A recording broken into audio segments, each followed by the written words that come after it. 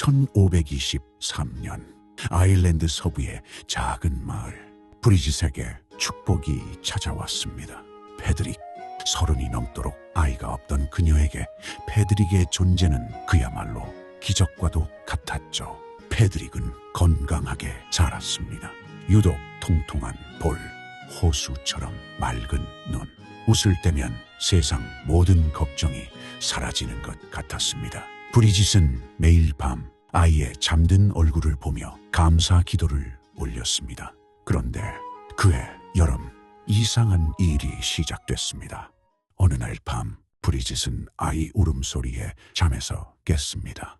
평소와 다른 날카롭고 쉰 목소리, 마치 짐승 같았죠. 브리짓은 서둘러 요람으로 달려갔습니다. 그러자 얼굴이 붉게 달아오른 채 온몸을 뒤틀며 울고 있는 패드릭이 보였습니다. 열인가 싶어 브리짓은 아들의 이마를 짚었습니다. 그런데 이상했습니다. 이마가 차가웠습니다. 브리짓은 아이를 안아 올렸습니다. 그리고는 달래고 또 달랬습니다. 하지만 울음은 새벽녘이 되어서야 겨우 멈췄습니다. 다음 날 아침 패드릭은 언제 그랬냐는 듯 웃고 있었습니다. 브리짓은 안도하며 생각했습니다.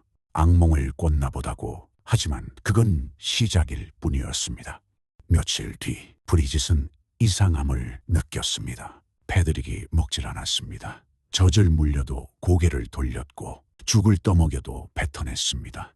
그런데 배가 고프다고 울지도 않았습니다. 그냥 멍하니 허공을 바라볼 뿐이었죠. 그러면서 몸은 점점 말라갔습니다. 통통하던 볼이 꺼지고 팔다리가 가늘어졌으며 갈비뼈가 드러나기 시작했죠. 브리짓은 남편에게 말했습니다. 아이가 이상하다고. 그 말을 들은 남편은 대수롭지 않게 여겼습니다. 아이들이 다 그렇다고, 곧 나아질 거라고. 하지만 나아지지 않았습니다. 어느 날 브리짓은 패드릭의 눈을 보다가 멈칫했습니다. 눈이 달랐습니다.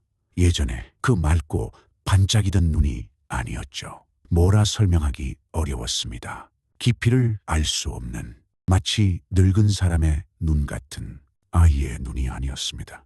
브리짓은 고개를 저으며 되뇌었습니다. 무슨 생각을 하는 거야? 내 아이인데. 그날 밤 패드릭이 웃었습니다. 한밤중에 혼자서 킥킥거리며 브리짓은 요람을 들여다봤습니다. 패드릭이 천장을 보며 웃고 있었습니다. 이가 드러나게. 그런데 그 웃음은 어딘가 소름이 끼쳤습니다. 온기가 없는 것이 아이의 웃음이 아니었습니다. 브리짓은 자신도 모르게 한 발 뒤로 물러났습니다. 다름 아닌 자기 아이한테서 물러난 겁니다. 그 순간 패드릭이 고개를 돌려 브리짓을 봤습니다. 여전히 입가에 미소를 지은 채. 몇 년이 지난 어느 날 소문이 퍼지기 시작했습니다. 이웃 여자가 먼저 말했습니다. 브리짓의 아이가 이상하다고. 자기 아이한테 돌을 던졌다고. 네 살자리가 그럴 수 있냐고. 브리짓은 부정했습니다. 패드릭은 그런 아이가 아니라고. 하지만 마을 사람들의 눈빛은 이미 달라졌고 수군거림 역시 시작됐습니다. 그러던 어느 날 마을 노파 시반이 찾아왔습니다. 그녀는 마을에서 제일 나이가 많은 여자였습니다. 요정과 악마에 대해 누구보다 잘 안다고들 했죠. 시반은 패드릭을 한참 들여다봤습니다. 아이의 눈을, 손을, 발을. 그러더니 고개를 저었습니다. 이건 브리짓의 아이가 아니라고 했습니다. 체인질링이라고. 요정이 바꿔치기 한 거라고. 브리짓은 믿지 않았습니다. 이건 내 아이라고. 내가 낳은 아이라고. 내가 젖을 먹이고 기저귀를 갈고 밤새 안아준 내 아이라고. 하지만 시바는 담담하게 말했습니다. 진짜 아이는 요정이 데려갔다고. 지금 브리짓의 품에 있는 건 요정의 자식이라고. 가짜라고. 마을 사람들이 고개를 끄덕였습니다. 그래서 그랬구나. 그래서 아이가 이상했구나. 브리짓은 도움을 구하려 남편을 봤습니다. 하지만 남편의 얼굴도 굳어 있었습니다. 말은 하지 않았지만 사실 그도 의심하고 있었던 겁니다. 시바는 말했습니다. 확인하는 방법이 있다고. 그리고 진짜 아이를 되찾는 방법도.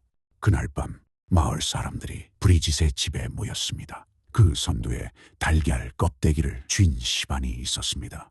그녀는 빈 껍데기에 물을 담아 불 위에 올려놓았습니다. 체인질링은 영리하지만 이상한 걸 보면 본색을 드러낸다고 했죠. 물이 끓기 시작하자 시반이 중얼거렸습니다. 주문인지 기도인지 알 수 없는 말.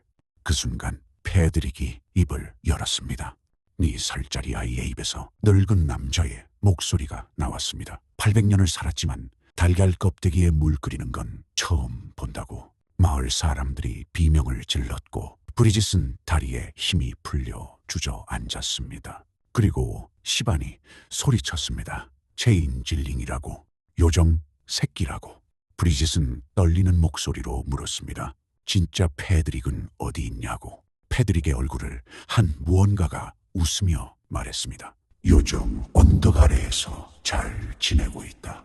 그러자 시반이 말했습니다. 되찾으려면 저것을 내쫓아야 한다고. 방법이 있다고. 요정은 불을 싫어한다고.